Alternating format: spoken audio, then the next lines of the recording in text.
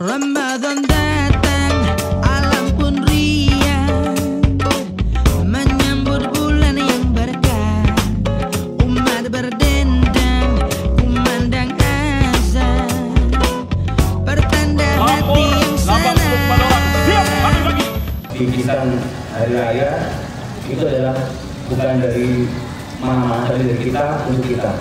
Jangan dilihat jumlahnya, tapi itu adalah bentuk dari kekompakan kita saja. Jadi ada, ya kita bagi. Tidak ada, ya tidak usah ada-adain. Artinya kita bekerja apa adanya, dengan baik, dengan bagus, hasilnya untuk kita semua.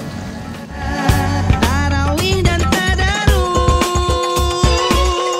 bersujud di tengah malam, berzikir dan berdoa, menyebut asma-Mu Allah, dan tak lupa berzakat,